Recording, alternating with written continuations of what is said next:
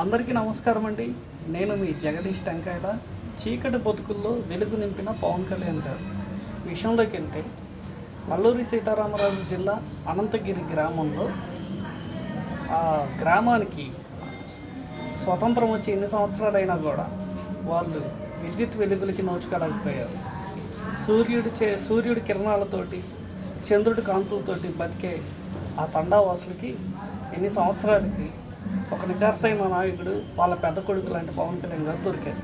ఎంతోమంది రాజకీయ నాయకులు ఎలక్షన్స్ వచ్చినప్పుడు అది చేద్దాం, ఇది చూద్దాం, మేము ఎన్నికల్లో గెలిచిన తర్వాత చేస్తామన్నారు. కానీ వీళ్ళు ఈ ఫిర్యాదును చేసిన వెంటనే పవన్ కళ్యాణ్ గారు చర్యలు తీసుకొని వీళ్ళకి మొదటిసారిగా విద్యుత్ కాంతుల్ని వెలిగించారు. వీళ్ళ గూడెంలోనే కాకుండా వీళ్ళ బతుకుల్లో కూడా హైబ్రిడ్ పద్ధతుల్లో ఈ కరెంటు పవన్ కళ్యాణ్ గారు తీసుకురాగలిగారు. దీని ఖర్చు మొత్తం ₹1,00,00,000 వాళ్ళు చెప్తున్నారు.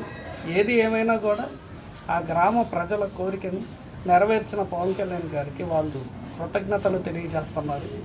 ఎంతోమంది నాయకులు వస్తుంటారు, పోతుంటారు, కానీ ప్రజల గుండెల్లో చిరస్థాయిగా నిలిచిపోయే నాయకుడు మాత్రం చరిత్రలో పవన్ కళ్యాణ్ గారే అవుతారు. ఎందుకంటే అతనికి మంత్రి పదవి ఇచ్చి, అతనికి ఒక సెక్యూరిటీ ఇచ్చి, అతనికి ఒక క్యాబిన్ ఇచ్చి, ఇవన్నీ చేసినా కూడా హాయిగా లగ్జరీగా ఉండి మంత్రి పదవి అనుభవించే వెసులుబాటు తనకి ఉండి కూడా ప్రజలు ఎక్కడ సమస్యలు, ప్రజా సమస్యలు తెలిస్తే వెంటనే వెళ్ళి పరిష్కరిస్తున్నారు పవన్ కళ్యాణ్ గారు. ఏది ఏమైనా రాజకీయాల్లో కొత్త ఒరవడిని పవన్ కళ్యాణ్ గారు సృష్టించినందుకు చాలా ఆనందంగా ఉంది. Thank you.